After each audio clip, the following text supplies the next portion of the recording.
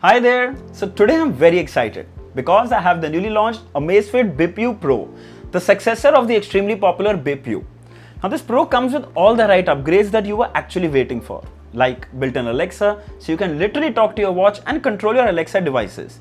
Then probably the most requested feature, built-in GPS. Yes, we get both, built-in GPS and built-in Alexa.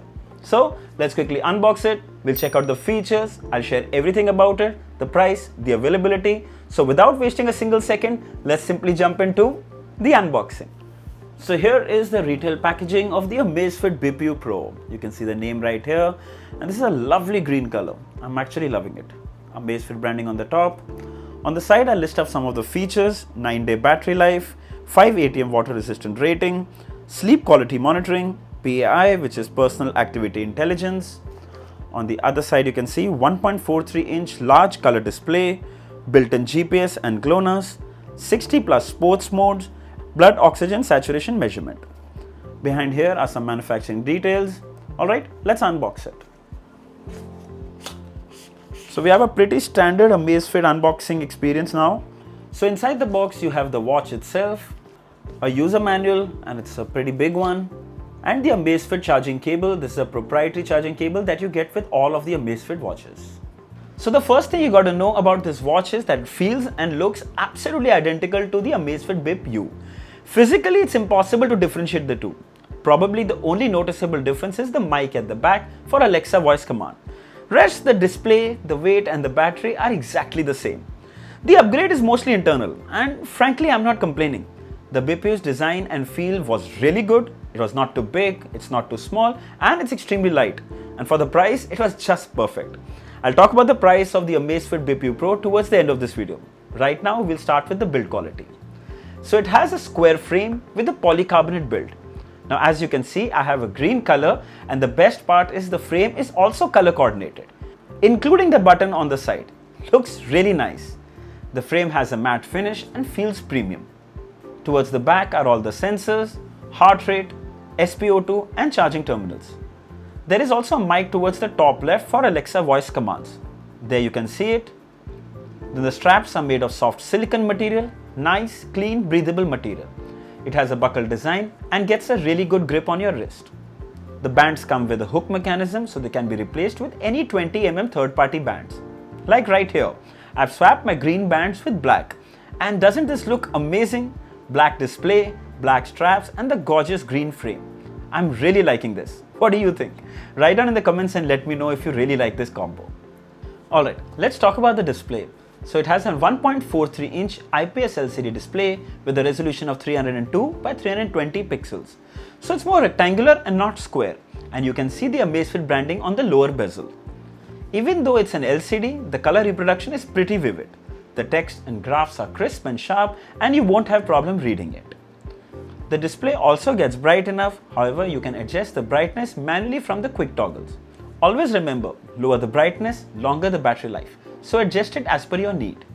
The display comes with a tempered glass to protect it from scratches and damages. It also has anti-fingerprint coating to prevent smudges. I always like it, it keeps the display clean. The watch supports Bluetooth 5.0 and will connect with any Android or even with an iPhone. Also, a lot of people have asked me if we have any features that we lose out on when paired with an iPhone. Well, not really. Most of the features remain same. The only thing that I've noticed is different is that when you get an incoming call, you can reply back with an SMS, prefixed SMS on Android. You can't do that on an iPhone. Rest is absolutely identical. We also get 5 ATM water resistant rating, so wearing it for a swim or even in the shower will be safe. In fact, it even comes with swim tracking. You can quickly launch workouts by just pressing and holding the button on the side. Comes very handy. Also, the device comes with over 60 workout modes. The list is really long. I'm sure it should be more than enough for most of us. Finally, the Bip U Pro comes with built-in GPS and GLONASS. Both are positioning satellites for better accuracy. Now this watch got a quick fix on my location, but sadly due to the lockdown in Mumbai over this weekend, I couldn't test it for an outdoor workout. But going by Amazfit's previous devices, I'm quite positive the GPS on the Bip U Pro will do just fine. It shows you the time, the distance, the pace, the heart rate on the screen during the workout.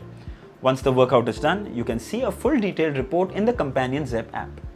The watch comes with the usual sensors, heart rate sensor that along with tracking your heart rate also measures your stress levels.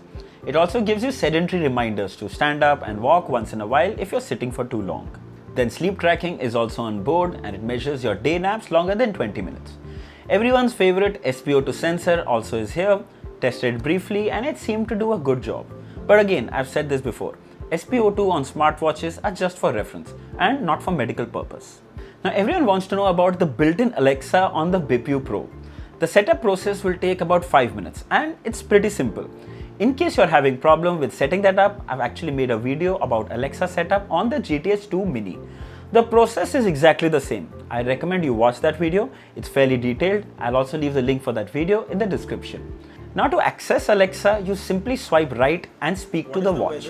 You don't even need to say the Alexa word. Now you can ask it for general trivia questions, weather, conversions, or even ask it to set a timer. But the downside is currently there's no way to start a workout with voice command and also no way to play music, which we are actually so used to with our Echo speakers with Alexa. But of course, that's because it's a speaker and this doesn't even have one. So I'm not complaining about that, I totally understand. But a voice command to turn on workout would have just been perfect.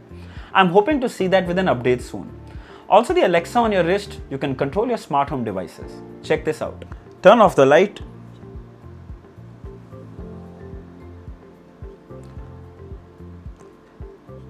Turn on the light.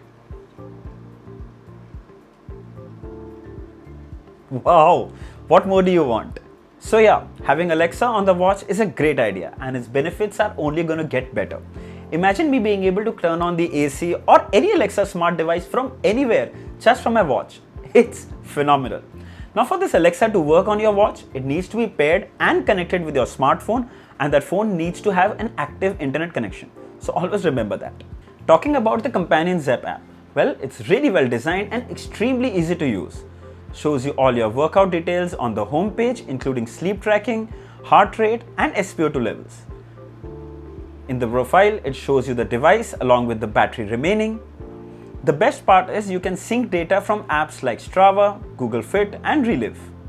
In fact, this is from where you can enable Alexa on your watch too. Coming to watch faces, you can download over 50 from here. There are a couple of new ones as well and really good ones. You can also set an image from your phone gallery as a watch face. It's fairly simple.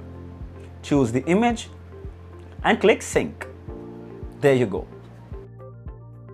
Without going too much in the detail of the interface, I can tell you that it's very well optimized and really smooth. You can actually even control the music that is playing on your watch from the phone music app. No lag or stutter, and above all, very easy to navigate. You receive call alerts with vibration. You can see the caller's name and the option to reject a call or silent the ringer. There's no way to answer the call, but you can reply with an SMS to the caller, which could be really helpful.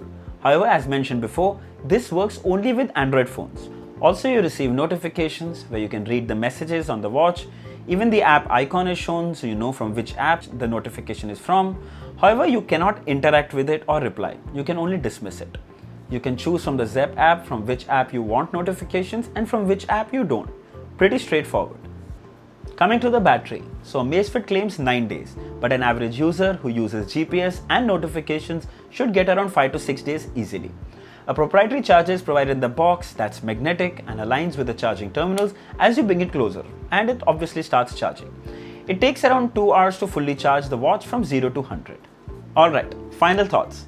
The previous Bip U got everything right that you were looking for in a budget smartwatch. Almost. But now with the Bip U Pro, it's got built-in Alexa and built-in GPS, it just perfected it. The Bip U Pro will be available to buy for $4,999. It's going to be available in 3 colors, black, green and pink. So pre-bookings have already started. It will be going on sale on 14th of April. Grab it right away. However, there's one thing that I feel that should have had is an AMOLED display, which would have helped in 2 ways. It would have helped get a little better battery life and we would have also got always on display. But for the price, I still think the Bip U Pro is a very good option. If you still want the AMOLED display with built-in Alexa and GPS and all the fitness tracking, then you can consider the Amazfit GTS 2 Mini. It's priced at $6,999. So let's keep it simple. If you have a budget for $5,000, then I would suggest you pick the Amazfit Bip U Pro. And if you can extend your budget to 7,000, then it's the GTS 2 Mini.